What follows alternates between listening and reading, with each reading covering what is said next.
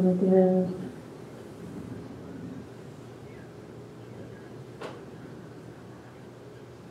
I don't really want to talk about my dad. I don't really want to talk about my dad. I don't really want to talk about my dad.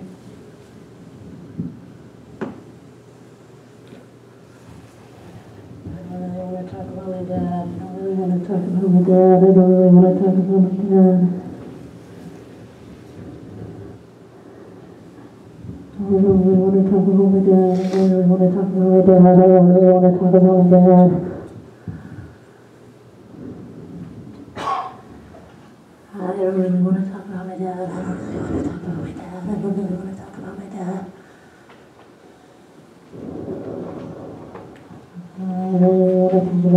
really want to talk about my dad. I don't really want to talk about my dad. I don't really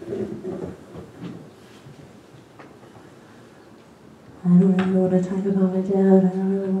about my dad. I don't really want to talk about my dad. I don't really want to talk about my dad. I don't really want to talk about my dad.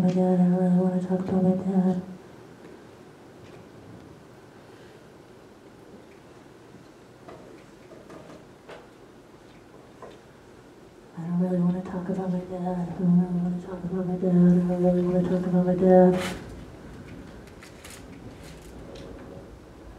I don't really want to talk about my dad. I don't really want to talk about my dad. I don't really want to talk about my dad.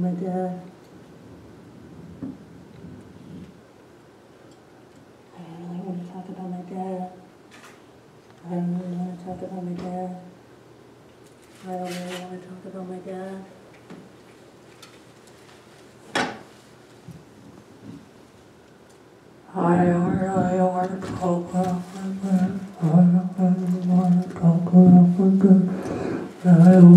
about my dad.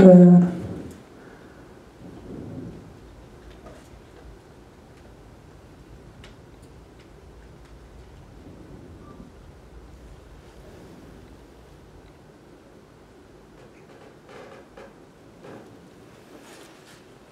I don't really want to talk about my dad. I don't really want to talk about my dad. I don't really want to talk about my dad. I don't want to talk about my dad. I don't really want to talk about my dad. I don't really want to talk about my dad. I don't really want to talk about my dad. I don't really want to talk about my dad. I don't really want to talk about my dad.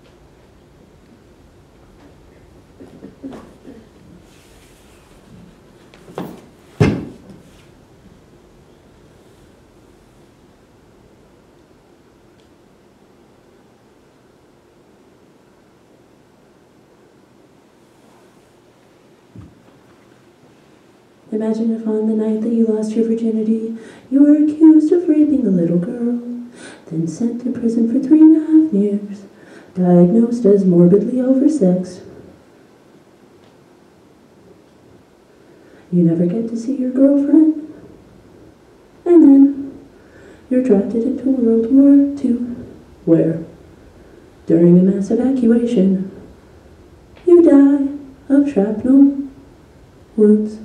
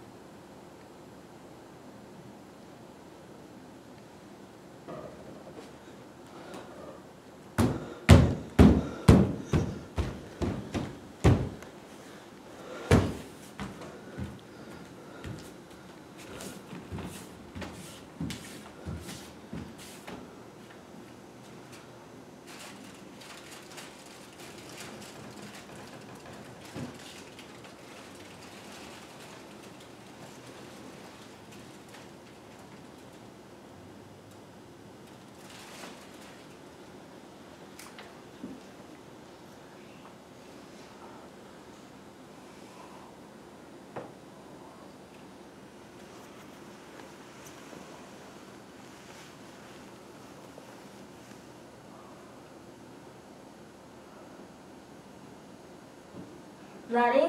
And so my dad's like, he's not like regular white, he's like from a different kind of place.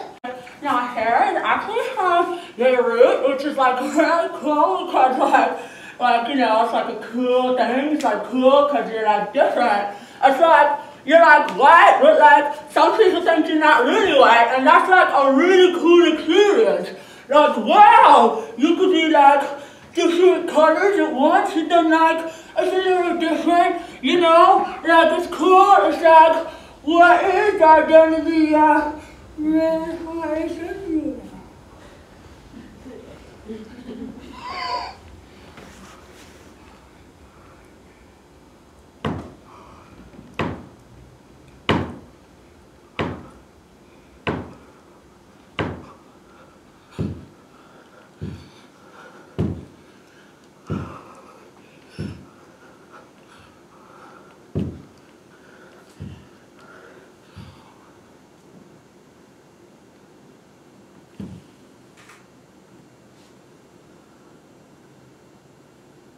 It's a pretty good way to get identity points on a college application, let me tell you.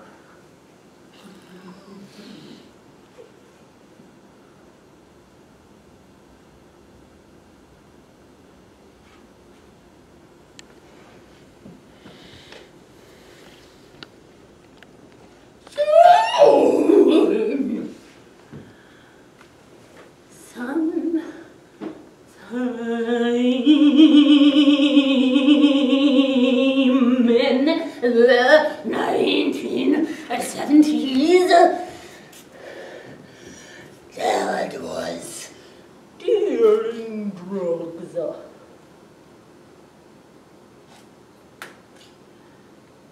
Somewhere in Europe.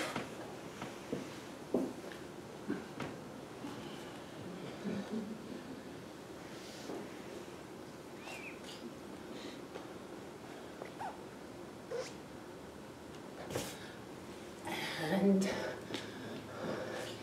it was like a thing to do during that time. As a child of war, everybody in Beirut did it. No big deal.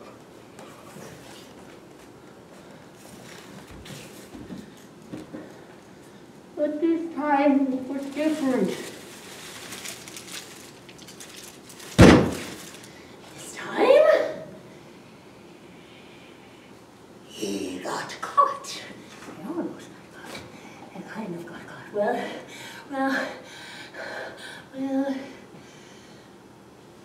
let's see. What happened was,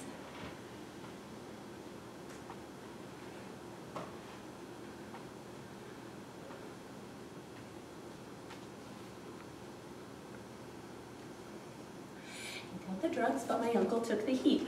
So basically, he did the wrong thing, but my uncle had to go to jail in Cyprus for 4 years.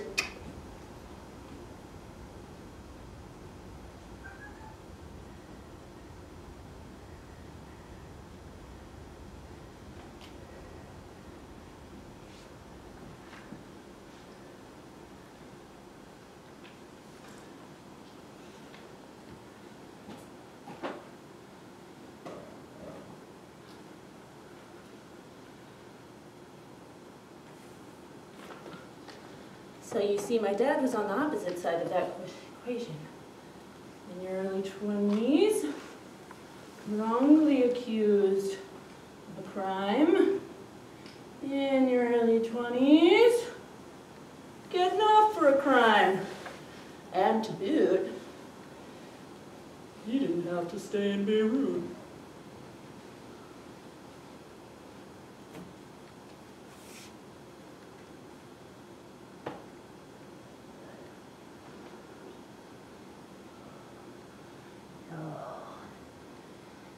no, but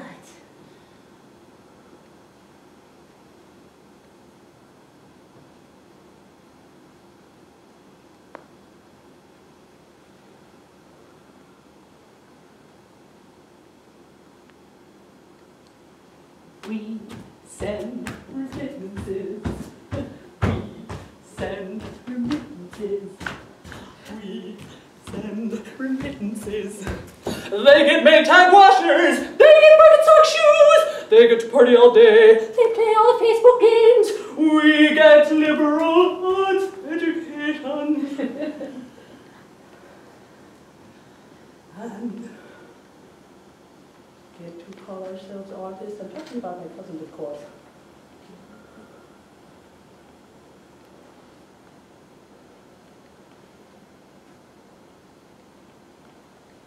So they get to stay over there.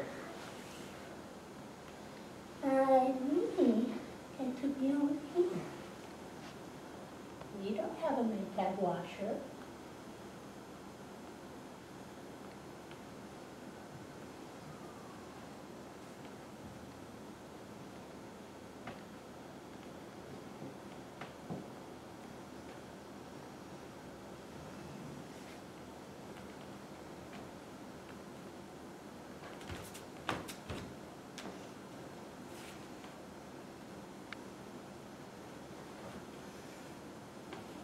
Hey, that's a fair trade, hey, that's a fair trade, hey, that's a fair trade, hey, that's a fair trade, not bad, pretty fair trade, not bad, pretty fair trade, not bad, pretty fair trade, not bad, pretty fair trade, not bad, clear consciousness, not bad, pretty fair trade, not bad, pretty fair trade, not bad, pretty fair trade, not bad, pretty fair trade, not bad, pretty fair trade, not bad, pretty fair trade, and meanwhile, I'm so open $40,000 a year as a truck driver.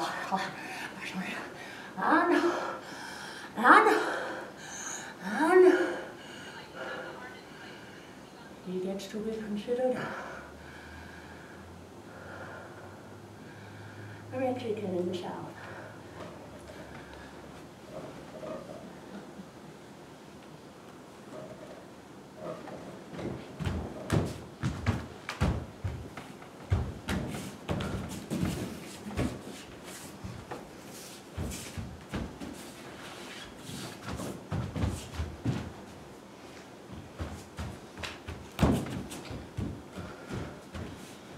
We would watch the bombs drop over Beirut. We would serve as vigilantes in the nighttime.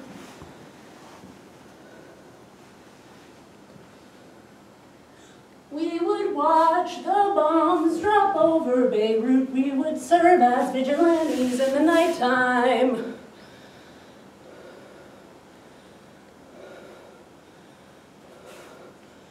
We would watch the bombs drop over Beirut. We would serve as vigilantes in the nighttime.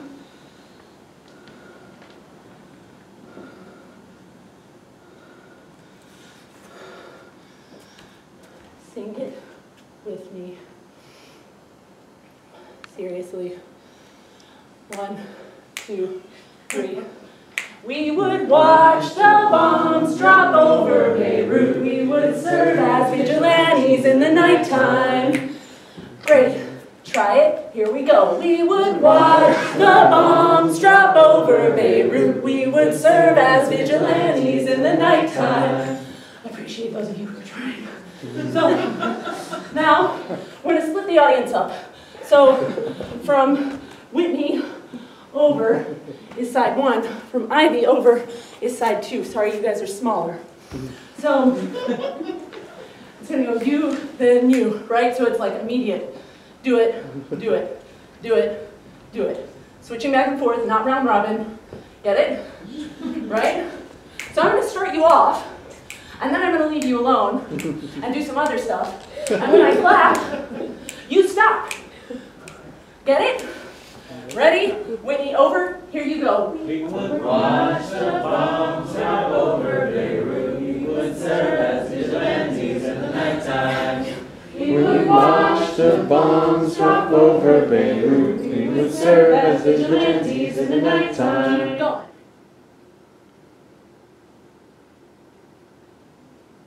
We had 1 month, there was 180 ceasefires.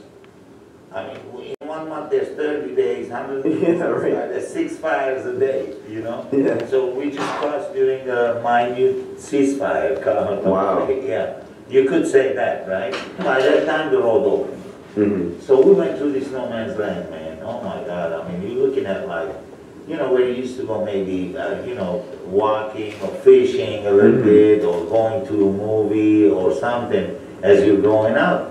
And it's just columns and walls and wires everywhere. So it was all covered in like barbed wire and sandbags and gun placements and... Yeah, burned up buses, tires, walls. Were there landmines anywhere, or did they not go that far? There was no landmines. That's good. I'm going to say there was landmines around Palestinian camps. By the time we crossed about a kilometer's worth of total destruction. Because middle of Beirut looked like the bottom of a barbecue pit, man. Wow. Okay, after you have a barbecue, you look under there, there's nothing left except, you know, cars. That's it. That's what the green line was a black line, you know. And walls on both sides of total destruction, you know. Everything just shoved into it. And then next thing you see is fucking Sudanese and shit from nowhere that, you know, claim to be like sympathizers to the communist movement. Lo and behold, at one point, this is the truth actually, the Christians, when they got back on their feet, they went ahead and turned their guns against us. And I was there on one of those excursions. Oh man. It lasted 10 days, and my neighborhood was in it, and that's when I actually carried guns. You know, during the war. I wasn't there during the war. I can say my cousin is a Christian fighter, you know, but I'm not. Right. Because I came and left. You know what I mean? I played the cards smart enough to be able to leave and like that.